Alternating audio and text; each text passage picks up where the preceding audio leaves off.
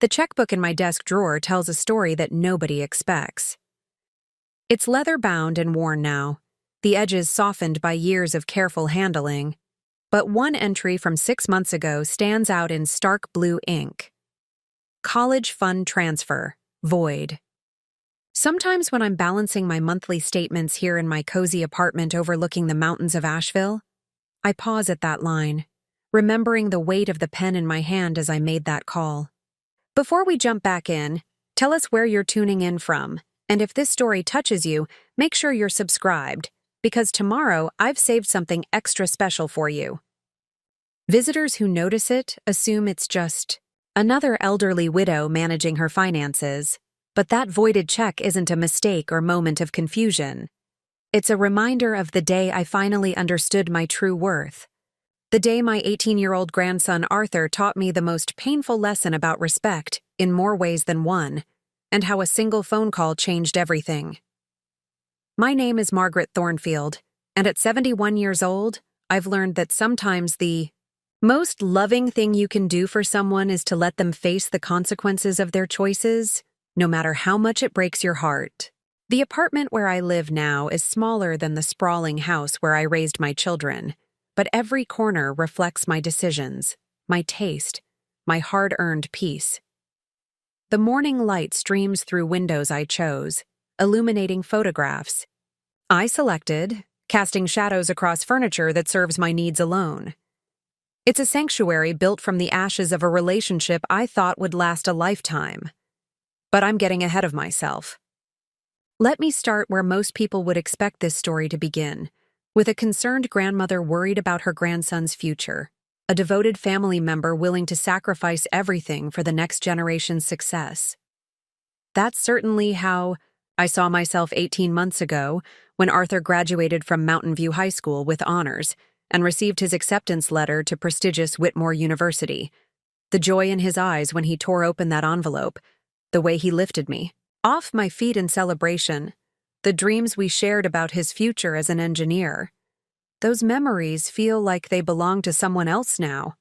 A more naive version of myself who believed that love and generosity would naturally be met with gratitude and respect.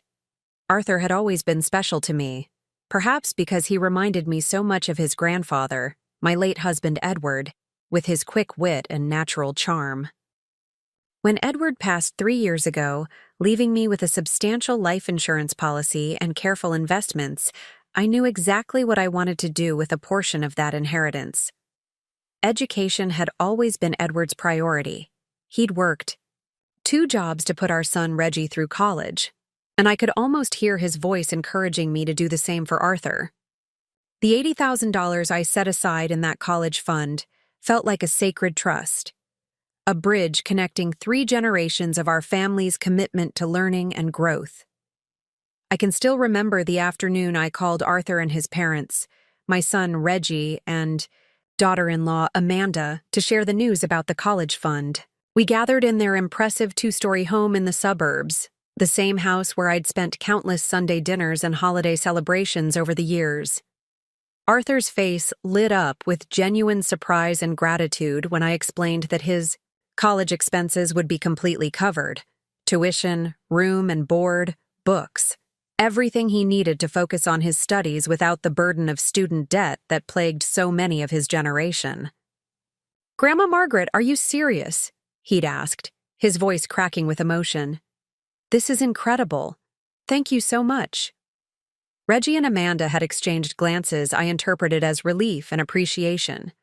Amanda had been working part-time as a real estate agent while Reggie managed his accounting practice, and I knew they'd been stressed about the financial implications of Arthur's education at such an expensive institution. My gift seemed to solve everyone's problems, creating a foundation for Arthur's bright future while strengthening our family bonds. What I didn't understand then was how quickly gratitude can transform into entitlement, how a generous gift can be reframed as an obligation, how someone you love deeply can begin to see you not as a person deserving respect, but as a resource to be managed and manipulated.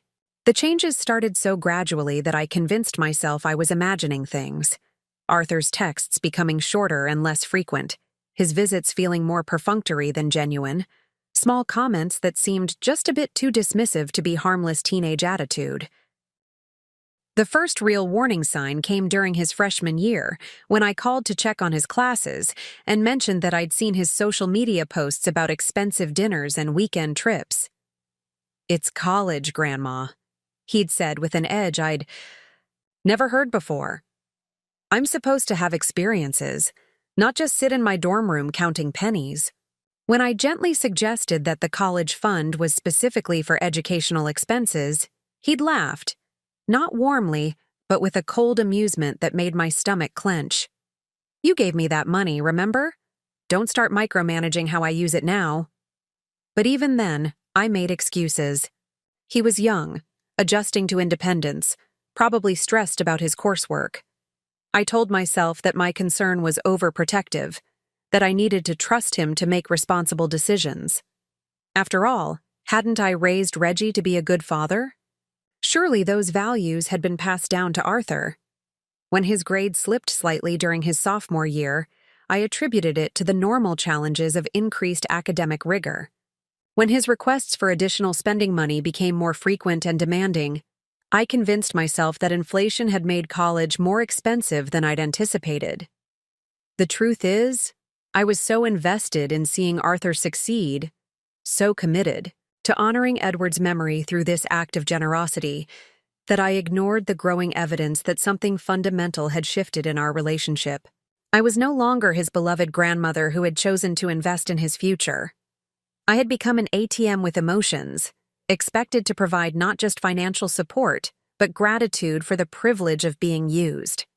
That realization would come later, in a moment so shocking and hurtful that it would shatter every assumption I'd made about family loyalty and respect. But on this quiet morning, as I sit in my peaceful apartment with that checkbook nearby, I understand something I couldn't have grasped 18 months ago. Sometimes the greatest gift you can give someone is the opportunity to learn that actions have consequences, even when, especially when, delivering that lesson breaks your heart. The story of how I got here, how a devoted grandmother became someone willing to make that devastating phone call, begins with understanding that love without boundaries isn't love at all. It's enablement masquerading as affection. Before everything fell apart, my life with Edward had been a masterpiece of careful planning and shared dreams. We'd met in 1972 when I was a young librarian at the downtown branch, and he was a junior accountant at Morrison & Associates, both of us methodical people who believed in building something solid together. Our modest ranch house on Maple Street became the foundation for everything. Sunday dinners that lasted for hours, a vegetable garden that produced more tomatoes than we could possibly eat, and a savings account that grew steadily through 43 years of marriage. Edward was the kind of man who kept detailed spreadsheets of our finances, not out of obsession but out of love. "Margaret," he'd say while reviewing our monthly budget, "every dollar we save today is a dollar of freedom tomorrow." He never lived to see just how prophetic those words would become. When the heart attack took him 3 years ago, I discovered that his meticulous planning had left me with not just financial security, but genuine wealth. The life insurance policy worth $400,000, retirement accounts I'd barely thought about, and investments in blue-chip stocks that had quietly appreciated for decades. For the first time in my adult life, I had real money. Not just enough to get by, but enough to make choices, to be generous, to create opportunities for others. The weight of that responsibility felt both thrilling and terrifying. Edward had always handled our major financial decisions, and suddenly, I was sitting across from financial advisors discussing portfolios and legacy planning as if I understood what any of it meant. That's when Reggie stepped in, my practical, steady son who had inherited his father's head for numbers and his mother's cautious nature. At 45, he'd built a successful accounting practice and lived in the kind of suburban neighborhood where every lawn was perfectly manicured and every driveway held 2 reliable cars. Preparing and narrating this story took us a lot of time, so if you are enjoying it, subscribe to our channel. It means a lot to us. Now back to the story. His wife Amanda worked part-time showing houses to young families, her real estate license more of a hobby than a necessity given Reggie's income. "Mom, you don't need to figure this out alone," Reggie had said during one of our weekly dinners at their house, gesturing toward the stack of financial documents I'd brought for his review. "Dad would want you to be smart about this money, not just let it sit in checking accounts earning nothing." His concern felt genuine, protective even. After decades of Edward making these decisions, having Reggie guide me through investment strategies and tax implications seemed natural, responsible. It was during one of these financial planning sessions that Arthur's college acceptance letter arrived. I'll never forget the scene. Amanda rushing into the dining room where Reggie and I were reviewing paperwork, waving the thick envelope from Whitmore University like it was a winning lottery ticket. Arthur bounded down the stairs, still in his graduation cap from the ceremony earlier that day, his face flushed with excitement and possibility. "Open it! Open it!" Amanda urged, her real estate agent's enthusiasm infectious even in this family moment. Arthur's hand shook slightly as he tore the seal, his eyes scanning the formal language before breaking into a grin that lit up the entire room. "I got in. Full acceptance, no wait list." The celebration that followed felt like pure joy. Hugs and laughter, phone calls to relatives, plans spinning out into the future with the kind of optimism that only comes with 18-year-old dreams.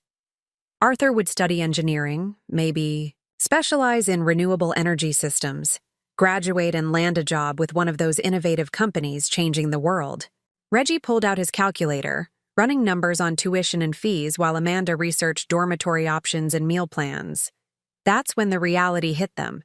$58,000 per year for 4 years, not including books, supplies, or the 1,000 small expenses that accumulate during college. Even with Reggie's successful practice, that kind of money would stretch their budget thin, potentially requiring loans that could take decades to repay. I watched their faces change as the numbers sank in, the celebration dimming as practical. Concerns overshadowed dreams. "We'll make it work," Reggie said firmly, but I could see the worry lines forming around his eyes. Maybe Arthur can get some work-study positions, apply for scholarships for next year. That's when inspiration struck me with the force of certainty. Here I was, sitting on more money than I could spend in my remaining years, watching my grandson's dreams get clouded by financial anxiety. Edward's voice seemed to whisper in my ear, "Every dollar we save today is a dollar of freedom tomorrow." What better use for our carefully saved dollars than Arthur's freedom to learn, to grow, to become everything he was capable of becoming? "What? If he didn't have to worry about the money?" I said quietly, and the room fell silent. What if his education was completely paid for? The conversation that followed felt like the most important decision I'd ever made independently.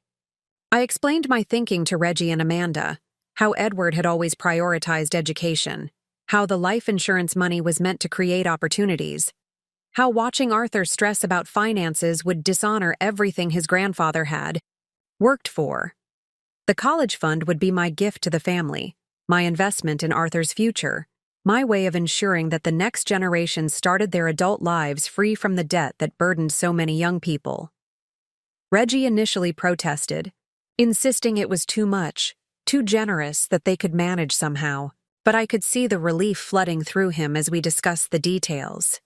Amanda kept wiping away tears, talking about how this would change everything for Arthur, how he could focus purely on his studies instead of working multiple jobs to pay for school. Arthur himself seemed almost overwhelmed by the magnitude of the gift. "Grandma Margaret, I promise I won't waste this opportunity," he said, his voice thick with emotion. "I'll make you proud, I swear." Setting up the fund became a family project. Reggie helped me work with the bank to establish a dedicated education account with clear parameters: tuition, room and board, books, and reasonable living expenses. We agreed on monthly disbursements that would cover Arthur's needs without creating a surplus that might encourage irresponsible spending. Everything felt purposeful, thoughtful, designed to honor both Edward's memory and Arthur's potential. What I didn't anticipate was how quickly that carefully structured gift would transform into something else entirely. The changes began so subtly that I convinced myself they were normal adjustments to our new dynamic. Arthur started his freshman year at Whitmore with what seemed like appropriate enthusiasm. Regular texts about his classes, photos of his dorm room, updates about making friends and joining study groups. But somewhere around October, those communications shifted from sharing experiences to making requests.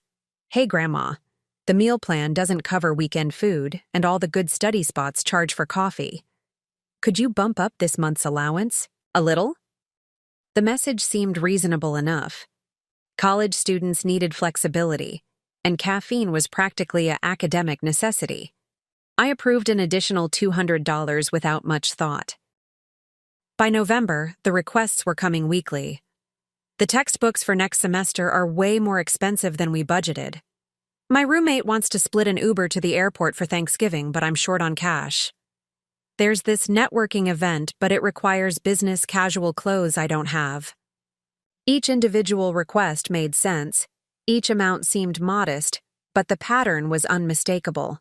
Arthur was learning to see me as a solution to every minor financial inconvenience. More troubling was how these requests were framed. The grateful, almost overwhelmed young man who had promised not to waste this opportunity was gradually being replaced by someone who spoke about the money as if it were his by right. "Can you transfer my allowance early this month?" became, "I need you to send my money by Friday." The word "please" disappeared entirely, replaced by an assumption that his financial needs automatically constituted my obligations. When I gently suggested that he might need to budget more carefully, Arthur's response carried an edge I'd never heard before. "Grandma, you said this money was for my education. College isn't just about sitting in classrooms. It's about networking, experiences, building relationships that will matter for my career. If you're going to micromanage every dollar, maybe I should just take out loans like everyone else." Threat was implicit but clear. Question his spending, and he'd make me feel guilty for the privilege of supporting his education. I found myself apologizing for raising concerns, assuring him that I trusted his judgment, that I only wanted to make sure the money lasted through all 4 years. The conversation left me feeling manipulated, but I couldn't quite articulate why. During his winter break, Arthur came home for 3 weeks, and I was excited to spend time together, to hear about his classes and professors and plans for the spring semester. Instead, I discovered that the young man who returned bore little resemblance to the grateful grandson who had left for college. He slept until noon, complained about the boring nature of our family dinners, and spent most of his time either gaming online or out with high school friends I'd never met. The few conversations we managed felt strained and superficial. When I asked about his grades, he shrugged and said they were fine, offering no details about specific classes or subjects that interested him. When I mentioned how proud Edward would have been to see him in college, Arthur barely looked up from his phone. "Yeah, sure," he mumbled, as if humoring an elderly woman's sentimentality. Most concerning was his attitude toward the college fund itself. During a family dinner at Reggie and Amanda's house, I mentioned reviewing the account statements and noticing that his spending seemed higher than our original projections. Arthur's response was swift and defensive. "It's not like I'm buying luxury cars, Grandma. College is expensive. If you don't trust me to manage my own education costs, maybe we need to rethink this whole arrangement." Reggie and Amanda exchanged glances, but said nothing, leaving me to navigate the conversation alone. I tried to explain that I wasn't questioning his integrity, just wanting to ensure the money would last through graduation, but Arthur cut me off with visible irritation. "Look, I appreciate what you've done, but I'm an adult now. I can't have you auditing every purchase like I'm some kind of criminal." The word "appreciate" stung because it felt past tense, as if my ongoing support was already forgotten history, rather than a continuing gift. But what hurt more was the way Reggie and Amanda remained silent, neither supporting my reasonable concerns nor addressing their son's increasingly disrespectful tone. Spring semester brought new challenges. Arthur's emergency requests escalated. His laptop crashed and needed immediate replacement, $1,800. His meal plan ran out early because he'd been treating friends to dinners, $600. He needed to join a professional engineering society that required expensive membership fees and conference attendance, $1,200.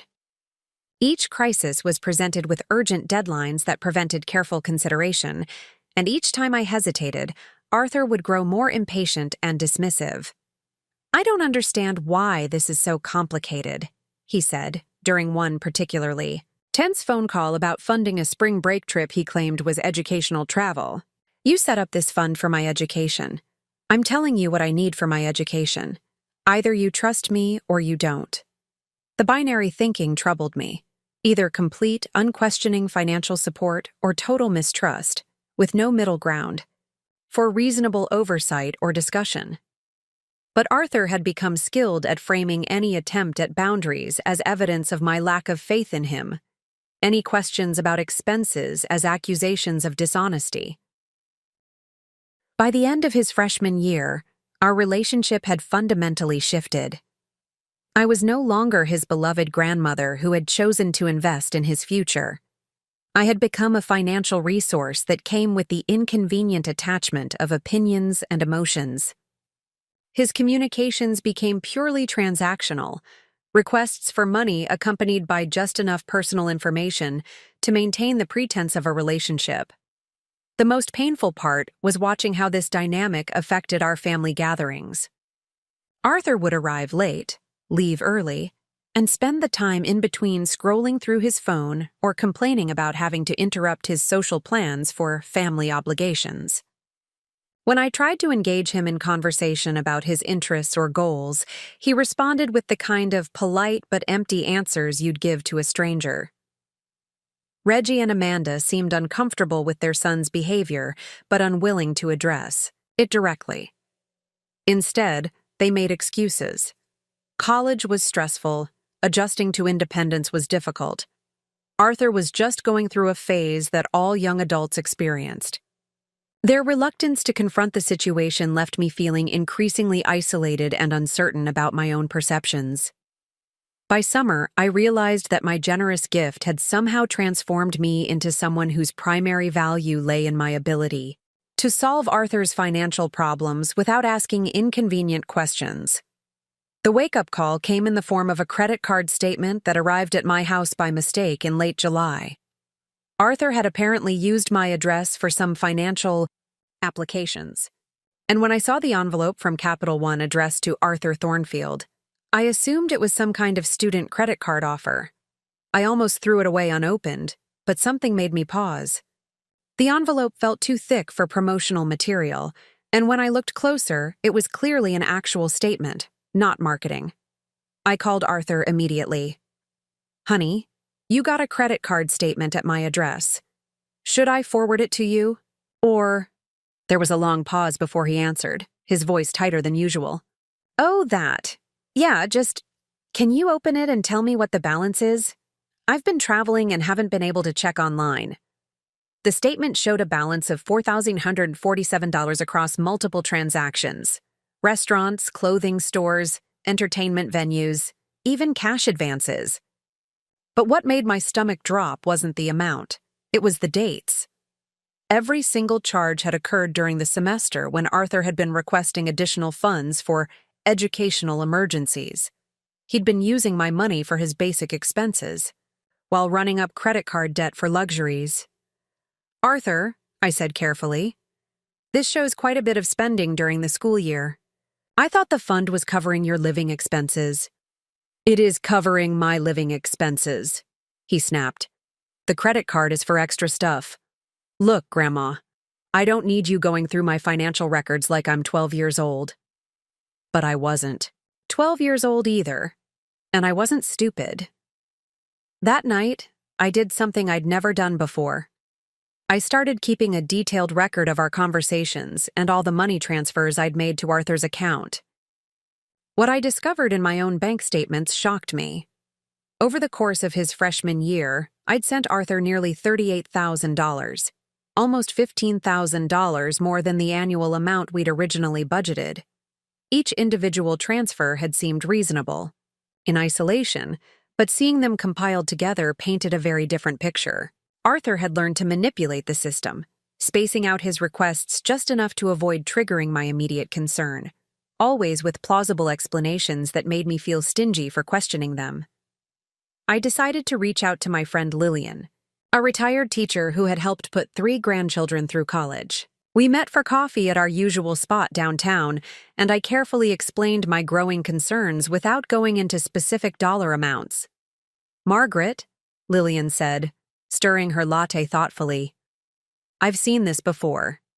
Kids today grow up with so much that they lose sight of where money actually comes from. To Arthur, you're not his grandmother making sacrifices. You're just another funding source, like financial aid or scholarships." Her words stung because they rang true. But surely his parents would step in if they saw him becoming entitled. Lillian gave me a look that was both compassionate and knowing. "Reggie and Amanda are getting a free ride too, aren't they? Arthur's education was going to cost them a fortune, and now it doesn't. They're not motivated to look too closely at behavior that might jeopardize their windfall." That perspective had never occurred to me, but it explained so much about their silence during Arthur's increasingly disrespectful outbursts.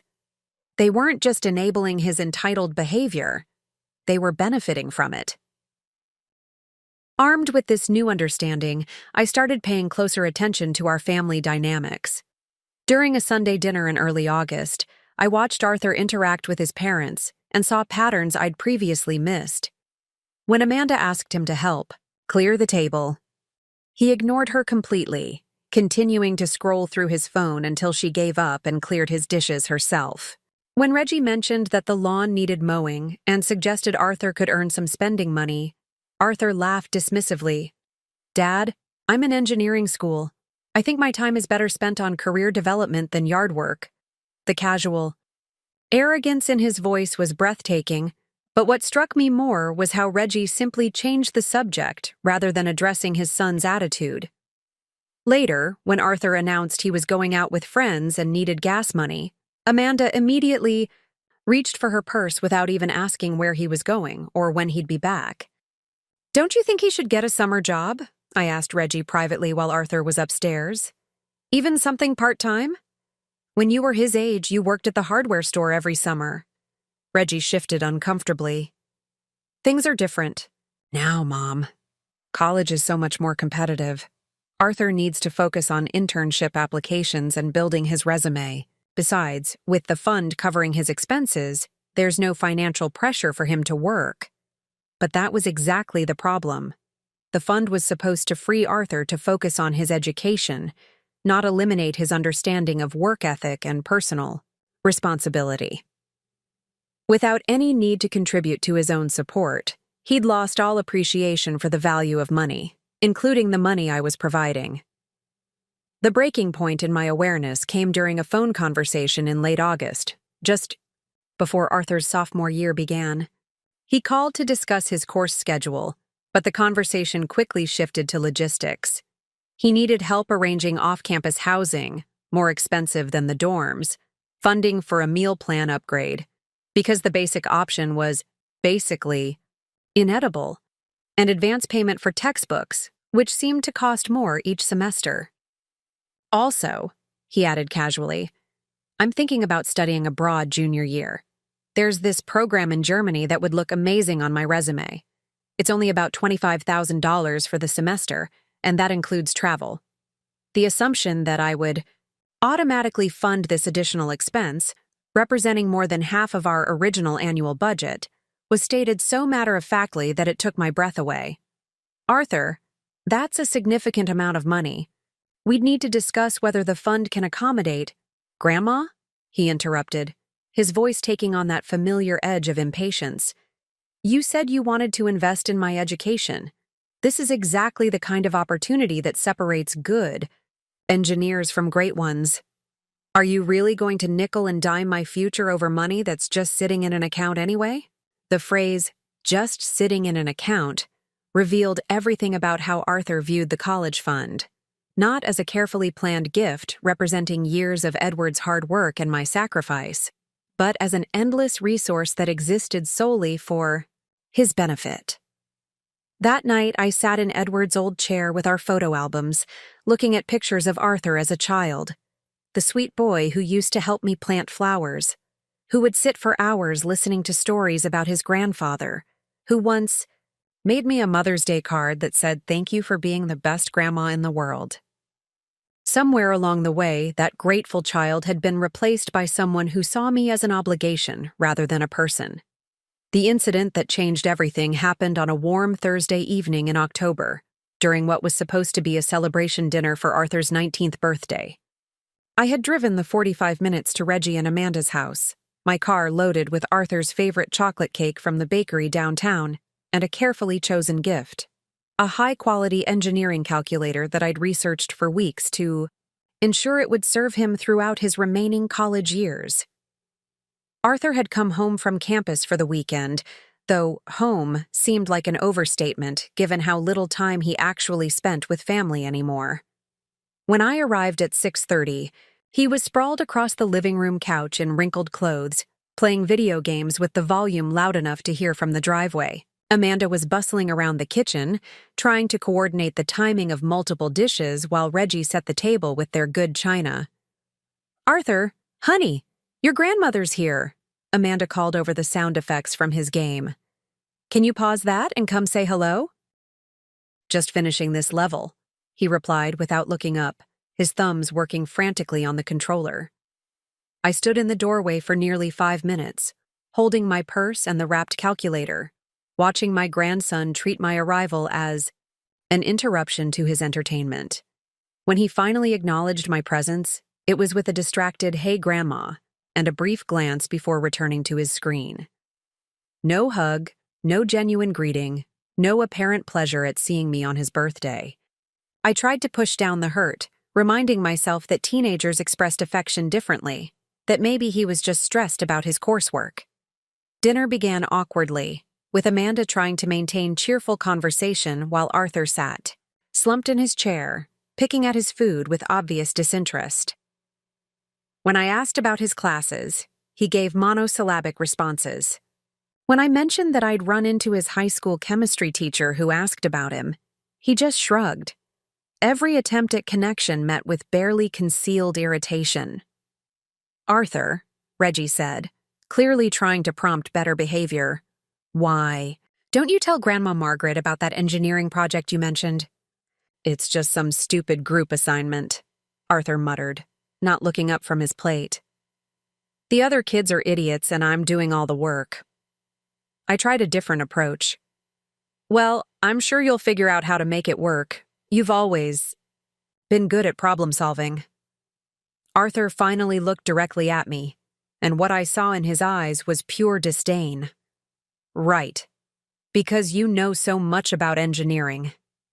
The comment hung in the air like a slap.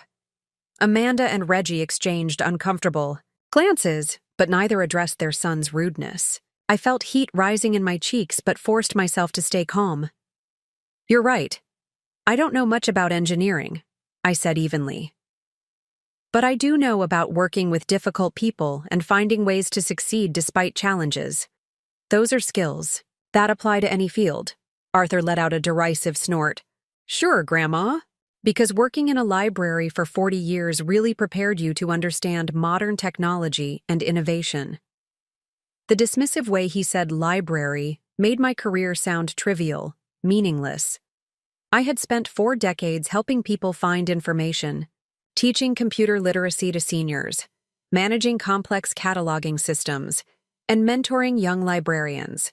But to Arthur, it was apparently just some quaint little job that an old woman had done to pass time. "Arthur," Amanda said weakly, "that's not very nice." "What?" "I'm just being honest. She keeps trying to give me advice about stuff she doesn't understand." I decided to change the subject entirely. Well, let's talk about your birthday. I brought your favorite cake, and I have a gift I think you'll really appreciate. I reached for the wrapped calculator, hoping to salvage the evening. Arthur glanced at the package with obvious disinterest. Is it money? Because honestly, that's the only thing I actually need right now. My laptop is acting up, and I need to upgrade before next semester.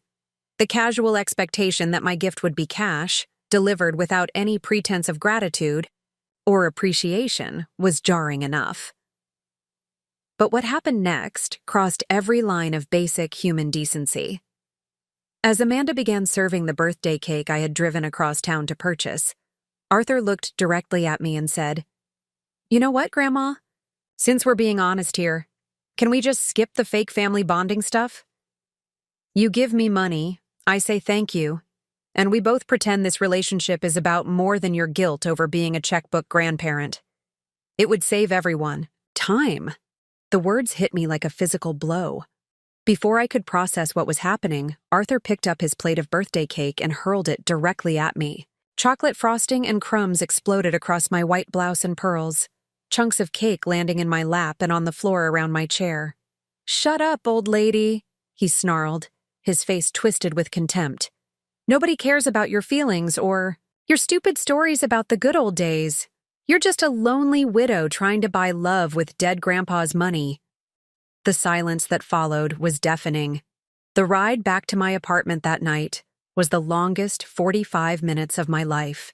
Chocolate frosting still clung to my pearls despite Amanda's frantic attempts to clean me up, and the smell of birthday cake had become nauseating. My hands shook on the steering wheel as Arthur's words echoed in my mind. "Nobody cares about your feelings. You're just a lonely widow trying to buy love with dead Grandpa's money." What haunted me most wasn't just the cruelty of his attack, but the deafening silence that followed. Reggie had sat frozen in his chair, his mouth opening and closing without sound. Amanda had rushed to get paper towels, apologizing profusely while avoiding eye contact. Neither of them had demanded that Arthur apologize or leave the room. Neither had defended me or expressed outrage at their son's behavior. Their shocked silence spoke volumes about how far they were willing to let things go to protect their financial comfort. "Arthur's just stressed about midterms," Amanda had whispered while dabbing cake from my blouse. "He didn't mean it. You know how much pressure he's under." But I did know something else now. I knew exactly how little I meant to this family beyond my ability to write checks. The next morning, I called my bank and requested detailed statements for the college fund account going back to its inception. What arrived 3 days later confirmed my worst suspicions. In 14 months, Arthur had burned through $52,000 of the original $80,000 fund. At this rate, the money would be completely gone before his junior year ended, never mind covering his senior year or the expensive study abroad program he'd casually mentioned. But the raw numbers were only part of the story.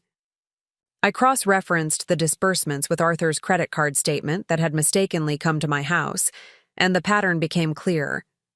Every time I'd sent money for emergencies, textbooks, meal plan shortfalls, academic supplies, Arthur had been using my funds to pay off credit card debt he'd accumulated on luxury purchases.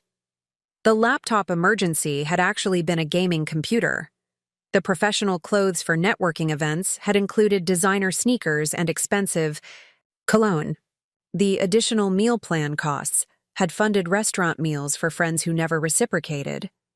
I was subsidizing not just Arthur's education, but his transformation into someone who believed the world owed him comfort and entertainment at my expense.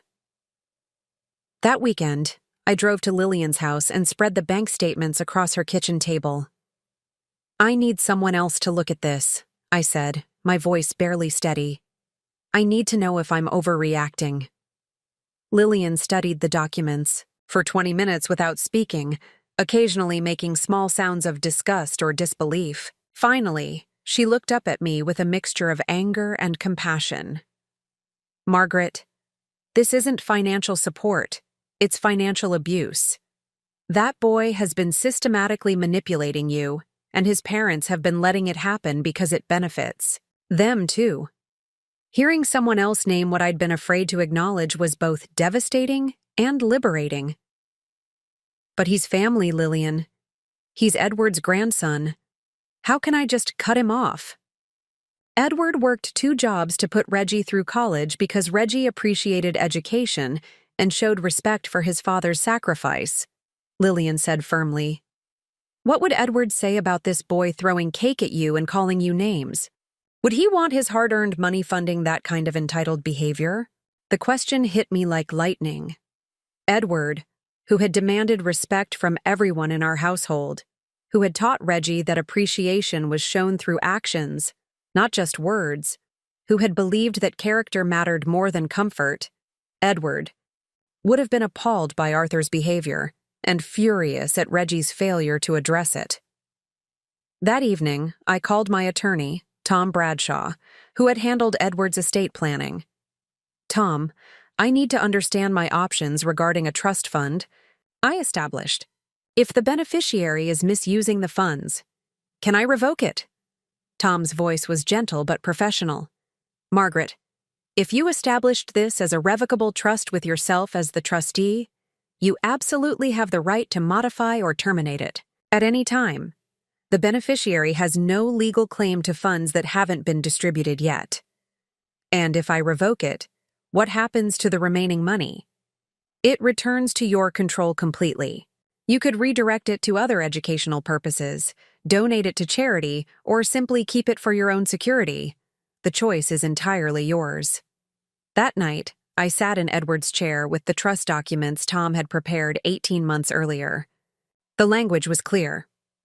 Margaret Thornfield, as trustee, retains full discretionary authority over all distributions and may terminate this trust at any time for any reason. I had created the fund out of love, wanting to honor Edward's memory by investing in Arthur's future.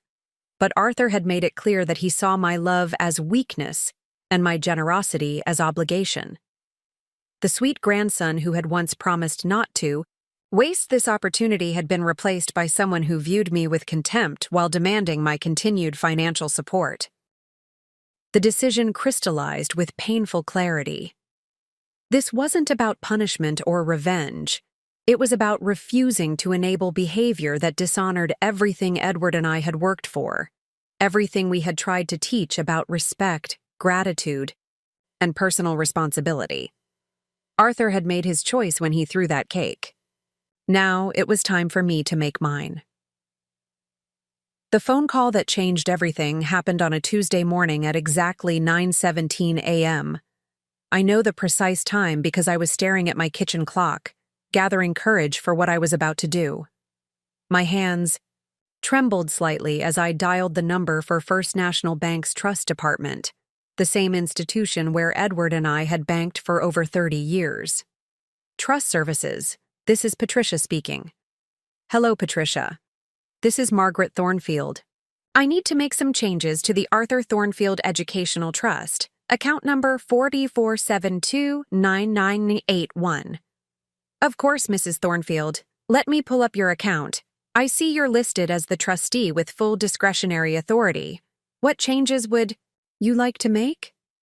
I took a deep breath, thinking of chocolate cake flying across the dining room, of Arthur's sneer as he called me a checkbook grandparent, of Edward's voice saying that respect was earned, not purchased.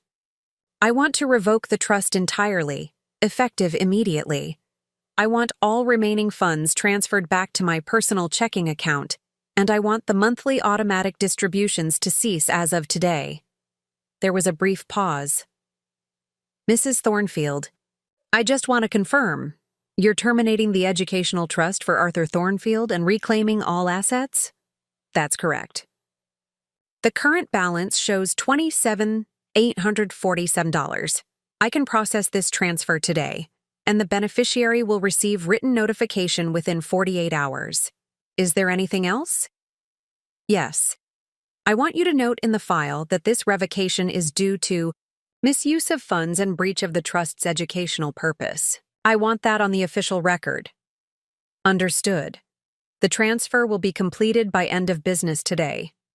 When I hung up, The silence in my apartment felt profound. In less than 5 minutes, I had undone 18 months of financial planning and forever altered my relationship with my grandson. But instead of regret, I felt something I hadn't experienced in months, a sense of control over my own life. The response was swift and predictable. By Thursday evening, my phone was ringing incessantly. Arthur called first, his voice a mixture of panic and outrage. "Grandma, what the hell did you do? The bank sent me a letter saying the trust is terminated. This has to be some kind of mistake." "It's not a mistake, Arthur. I revoked the trust on Tuesday." "You can't do that. That money was for my education. I have tuition payments due, bills to pay. You can't just cut me off." The entitlement in his voice was breathtaking. Even after throwing food at me and calling me a lonely old woman, he still believed he had a right to my money. "Arthur, I can do exactly that. The trust documents clearly state that I have full discretionary authority. I'm exercising that authority." "This is insane. You're destroying my future over one stupid argument." "I'm not destroying anything, Arthur. I'm declining to fund behavior that dishonors your grandfather's memory and disrespects everything our family used to stand for." The call ended with Arthur hanging up on me, but it was far from over. Reggie called within an hour, his voice tight with controlled panic. "Mom, we need to talk about this trust situation." Arthur is beside himself. And frankly, so am I. You can't make major financial decisions like this without discussing it with the family first. "Reggie, it's my money. Money that your father and I saved through decades of careful planning. I don't need anyone's permission to decide how it's used." But Arthur is counting on that funding. He's already registered for classes, signed a lease. For next year, you're going to ruin his education over a teenager having a bad night? The minimization of Arthur's behavior as a bad night revealed how deeply Reggie was invested in maintaining the financial arrangement. "Your son threw food at me and called me names, Reggie. He's been treating me like an ATM for over a year. And you've said nothing. This isn't about one incident. It's about a pattern of disrespect that you've enabled. Mom, please, let's all sit down together and work this out. Arthur can apologize. We can set better boundaries." The boundary is that I will no longer fund someone who treats me with contempt. That boundary is non-negotiable. Amanda tried a different approach when she called the next day, her real estate agent's persuasion skills in full display. "Margaret, I understand you're hurt, and you have every right to be. Arthur's behavior was completely unacceptable, and we're addressing it. But think about what Edward would want. Would he really want his grandson's education derailed over this? It was a clever manipulation, invoking Edward's memory to guilt me into continuing the funding. But she had miscalculated badly. Amanda, Edward believed that education included learning respect, responsibility, and gratitude. Arthur isn't learning any of those things while his college experience is completely funded without effort or appreciation on his part. But he'll have to take out student loans now. He'll graduate with debt that could take decades to pay off. Then maybe he'll understand the value of education in a way he never did when it was free. The calls continued throughout the week, sometimes pleading, sometimes angry, occasionally threatening. Arthur accused me of being vindictive and cruel. Reggie suggested I was having some kind of emotional breakdown. Amanda warned that I was damaging family relationships permanently. But with each conversation, my resolve strengthened. None of them acknowledged that Arthur's behavior had been wrong. None of them addressed the systematic disrespect I'd endured. Their focus was entirely on the financial impact, confirming everything I'd suspected about my role in their lives. The most telling call came from Arthur on Sunday night. "Grandma, if you don't restore the trust, I'm going to have to drop out of Whitmore. Is that really what you want?" "Arthur," I said quietly, "I want you to become a man your grandfather would be proud of.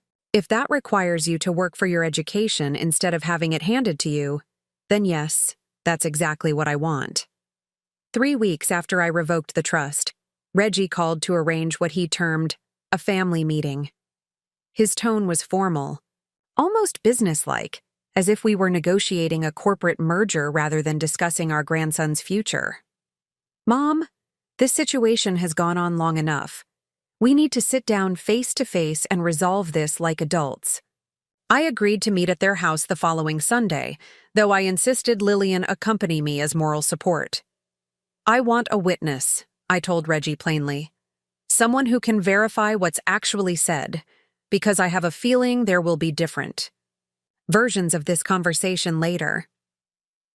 When Lillian and I arrived promptly at 2 o'clock, the atmosphere was charged with barely contained tension. Arthur sat at the dining room table where the cake incident had occurred, his arms crossed and his expression sullen. He'd clearly been coached to appear contrite. His hair was combed, he wore a button-down shirt instead of his usual wrinkled t-shirt, and he stood when I entered the room, though his eyes never met mine. Reggie and Amanda flanked him like defense attorneys, their faces arranged in expressions of concerned reasonableness. This wasn't going to be a conversation, it was going to be an intervention designed to restore their financial security. "Mom, Lillian," Reggie began with forced warmth. "Thank you for coming. I think we can work through this situation if we approach it calmly and rationally." Arthur had been assigned the opening statement. His apology was clearly rehearsed, delivered in a monotone that drained it of any sincerity. "Grandma Margaret, I want to apologize for my behavior at my birthday dinner. I was stressed about school and I took it out on you, which was wrong. I'm sorry I threw food and said hurtful things. I hope you can forgive me." The words were technically correct, but they carried no emotional weight, no genuine remorse. It was a performance designed to unlock my bank account, nothing more. "Thank you for the apology, Arthur," I replied evenly.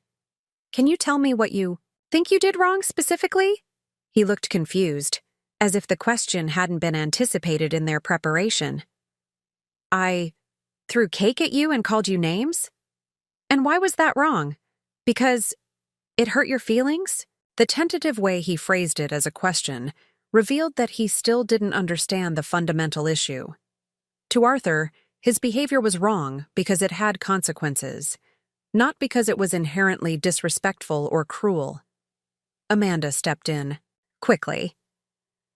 "Margaret, Arthur understands he made a mistake. He's been seeing a counselor to work through his stress management issues. But the important thing is that he's learned from this experience."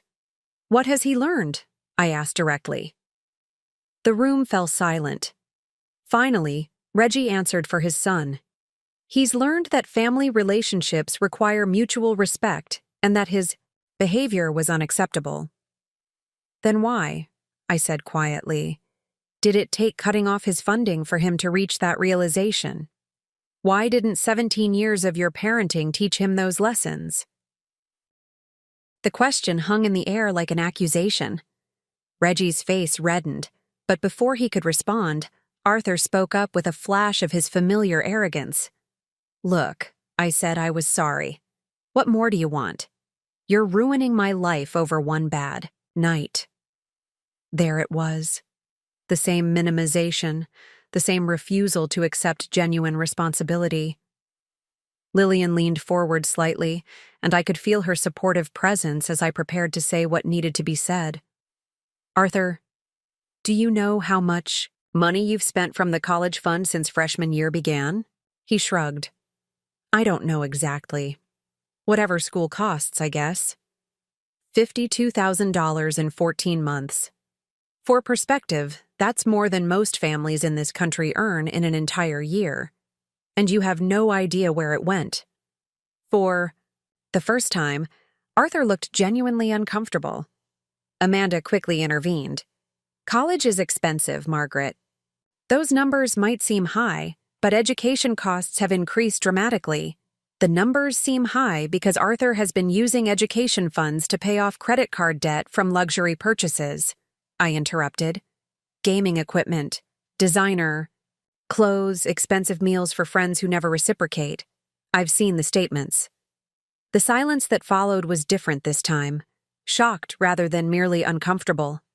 Reggie stared at his son with dawning awareness. "Arthur, is that true? Arthur's defensive walls went up immediately. It's not that simple. College isn't just about tuition. You need to have the right equipment, the right clothes for networking. Events, you need to build relationships. By buying them? I asked. By spending my money on things that have nothing to do with education? It's not like you need the money, Arthur exploded, his carefully constructed facade cracking completely. You live in some tiny apartment. You don't travel. You don't buy anything expensive. That money was just sitting there doing nothing. The mask had finally slipped. This was what Arthur really believed, that because I lived modestly, my money was somehow available for his unlimited use. That Edward's lifetime of careful saving existed solely for Arthur's benefit.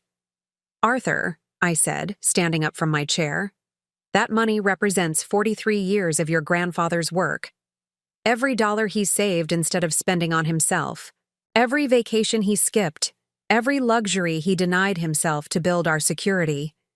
You've been treating his sacrifice like your personal entertainment fund. I turned to Reggie and Amanda, who were both staring at their son as if seeing him clearly for the first time. The trust is revoked permanently. Arthur can finish this semester with the funds already distributed, but after that, his education is his responsibility. If you choose to help him, that's your decision. But I will not contribute another penny to raising someone who sees generosity as weakness and treats family members like servants. As Lillian and I walked toward the door, Arthur called after us desperately. You can't do this. I'll have to drop out. My whole future. I turned back one final time. Arthur, your future depends on who you choose to become, not how much money someone else gives you. I hope someday you understand the difference. The weeks following our confrontation brought a series of developments I hadn't anticipated. Arthur's immediate response was to launch a desperate campaign to have the trust reinstated, starting with his other grandparents. Amanda's parents, whom I'd met only a handful of times over the years, called me with what they clearly thought was a reasonable compromise. Margaret, we understand you're upset, said Harold, Amanda's father, his voice carrying the confident tone of someone accustomed to solving problems with money. What if we all contributed to a new fund? We could match whatever you put back in, create some oversight structure to ensure more responsible spending. Harold, this isn't about the money, I explained patiently. It's about Arthur learning that actions have consequences. Contributing to a new fund would just teach him that if he manipulates enough people, someone will always bail him out. But the boy's future is at stake, Amanda's mother Blanche interjected on the extension. Surely family should stick together during difficult times.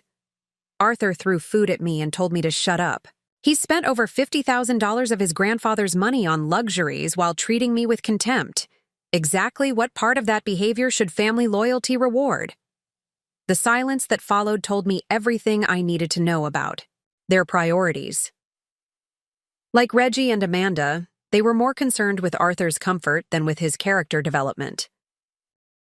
More surprising was the call I received from Tom, my attorney, 10 days after the family meeting. Margaret, I've been contacted by a lawyer representing your grandson. They're exploring whether there are any legal grounds to challenge the trust. Revocation. On what basis? I asked, though I felt confident in my legal position. They're claiming you made the decision while under emotional distress, and that Arthur had a reasonable expectation of continued funding based on your original commitment. It's a weak argument, but they're trying to establish some kind of promissory estoppel claim. The idea that Arthur would actually sue me to restore his college fund was both shocking and sadly predictable. Even faced with the consequences of his behavior, he was looking for ways to avoid personal responsibility. Tom, I want you to prepare a comprehensive response that includes documentation of Arthur's spending patterns and behavior. If he wants to make this legal, we'll show a judge exactly how he's been using educational funds. Margaret, I have to ask, are you prepared for how ugly this could get? Family litigation has a way of destroying relationships permanently. I thought about Arthur's sneer as he called me a checkbook grandparent, about the silence from Reggie and Amanda when their son attacked me, About 18 months of escalating disrespect that no one had addressed until the money disappeared. Tom. The relationship was already destroyed. Arthur destroyed it when he decided I was valuable only for what I could provide financially. Now he's just making that calculation public. As it turned out, Arthur's legal threats were more bluster than substance. When his attorney reviewed the trust documents and the detailed financial records Tom provided, they quietly withdrew their inquiries. The trust had been properly established with clear revocation provisions, and Arthur's spending patterns made it impossible to argue that I had acted irrationally or impulsively. But the legal maneuvering had consequences within the family. Reggie called me a week later, his voice heavy with a weariness I'd never heard before. "Mom, Arthur's lawyer says there's no case to be made. The trust revocation will stand. I'm sorry it came to this, Reggie. I never wanted a legal battle." "Neither did I," he admitted. "But I think maybe you were right about Arthur. The fact that his first instinct was to sue his own grandmother rather than accept responsibility. That's not the young man Amanda and I thought we were raising." It was the closest thing to an acknowledgement I was likely to get, and I recognized the courage it took for Reggie to admit they had failed as parents in some fundamental way. "What happens now?" I asked. "Arthur's withdrawing from Whitmore at the end of the semester. He's going to transfer to the community college and work part-time to pay for it. He's furious, of course, but Amanda and I told him we won't cover the difference. If he wants to complete his engineering degree, he'll have to earn it." The news brought me a complicated mixture of sadness and relief. I hadn't wanted Arthur to abandon his education entirely, but I was glad he would finally experience the connection between effort and reward that Edward had tried to instill in all of us. And his attitude? Reggie was quiet for a long moment. "He's not speaking to any of us right now. He blames you for ruining his life, us for not fighting harder to restore the fund, and everyone except himself for his situation. Maybe working and paying his own way will change that perspective. Maybe it won't. But at least he'll learn what money actually costs." 3 months later, I received an unexpected card in the mail. Inside, in Arthur's familiar handwriting, was a brief message. "Grandma Margaret, I'm working 40 hours a week and taking 2 classes. It's hard. I think I'm starting to understand what Grandpa Edward meant about earning things. I'm not ready to talk yet, but I wanted you to know I'm trying to figure this out. Arthur." It wasn't an apology, but it was a beginning. 8 months have passed since I made that phone call to the bank, and as I sit in my sunny kitchen this morning, watching the mountains emerge from dawn mist, I can honestly say I've never felt more at peace with a difficult decision. The apartment that once felt like a refuge has become something more, a home that reflects who I am rather than who others need me to be. Yesterday, I received a letter that would have seemed impossible during those dark months when Arthur's hostility consumed our family dinners. It was from Whitmore University's financial aid office, addressed to me personally.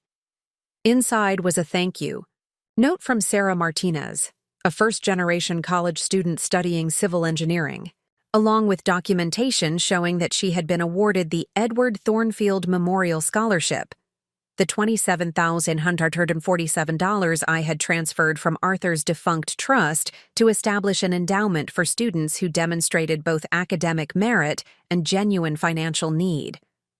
"Mrs. Thornfield," Sarah had written in careful script, "I want you to know that this scholarship isn't just paying for my textbooks and lab fees. It's paying for my future. I work 25 hours a week at the campus library to cover my living, expenses, and without your generosity, I would have had to drop out after my sophomore year. Your husband's legacy is making dreams possible for students who understand the value of education because we've had to fight for it." The contrast with Arthur's entitled attitude was stark and deeply satisfying.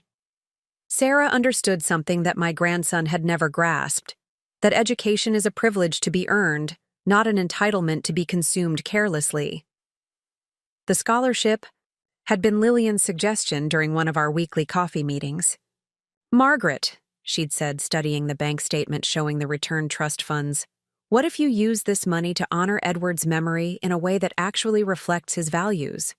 Fund someone who appreciates opportunity the way Arthur never did. The process of establishing the memorial scholarship had been surprisingly healing. Working with Whitmore's development office, I learned about students like Sarah, young people working multiple jobs, sleeping in their cars between classes, choosing between textbooks and meals. These students possessed the work ethic and appreciation that Arthur had never developed, despite having every advantage handed to him. My relationship with Reggie and Amanda has slowly begun to stabilize around a new understanding of boundaries and expectations. They no longer call with subtle requests for financial assistance or suggestions that I reconsider my position regarding Arthur. The awkwardness of our early interactions has given way to a more honest, if less intimate, connection. Last month, Reggie visited alone, his first time at my apartment since I'd moved there. He sat in my small living room, looking uncomfortable but determined to say something that had clearly been weighing on him. "Mom, I owe you an apology that's about 18 months overdue," he began, his hands clasped tightly in his lap. "Amanda and I got so comfortable with the idea of Arthur's education being funded that we stopped paying attention to who he was becoming. We enabled his entitlement because it was easier than confronting our own parenting failures." The admission must have cost him considerable pride, and I appreciated the courage it represented. "Reggie, we all made mistakes. I should have set firmer boundaries from the beginning instead of trying to buy family harmony." "Maybe," he said. "But you're not the one who raised a son who thinks throwing food at his grandmother is acceptable behavior. That's on Amanda and me." Our conversation that day covered ground that had been avoided for years: Edward's expectations for respectful behavior, the difference between supporting someone and enabling them, the importance of consequences in building character. For the first time since Arthur left for college, Reggie and I talked like adults addressing a shared concern rather than adversaries protecting different interests. Arthur himself remains a work in progress. According to Reggie, he's completed his first semester at the community college with a 3.2 GPA while working full-time at a warehouse. The physical exhaustion and financial pressure have apparently begun to shift his perspective on the value of money and the effort required to earn it. "He asks about you sometimes," Reggie told me during his visit. "Not directly, but he'll mention something about his grandfather or wonder aloud whether you're doing okay. I think he's starting to understand what he lost, but his pride won't let him admit it yet. I've made it clear through Reggie that my door remains open to Arthur, but only for genuine conversation, not financial negotiation. If he wants to rebuild our relationship, it will have to be based on mutual respect rather than economic dependence." The most unexpected joy of this period has been the freedom to rediscover my own interests and priorities. Without the constant drama of Arthur's financial demands, I've joined a local book club, started volunteering at the literacy center, and even taken up watercolor painting, something I'd always wanted to try but never had time for during my working years. This morning, as I prepare to attend Sarah Martinez's scholarship award ceremony at Whitmore, I think about the checkbook entry that started this whole transformation. College fund transfer, void, seemed like an ending when I wrote it, but it was actually a beginning, the first step toward reclaiming my own worth and remembering that love without respect isn't love at all. Edward would be proud, I think, not just of the scholarship bearing his name, but of the woman who finally learned to honor his memory by refusing to enable behavior that dishonored everything he valued. Up next, you've got 2 more standout stories right on your screen. If this one hit the mark, you won't want to pass these up. Just click and check them out. And don't forget to subscribe and turn on the notification bell so you don't miss any upload from us.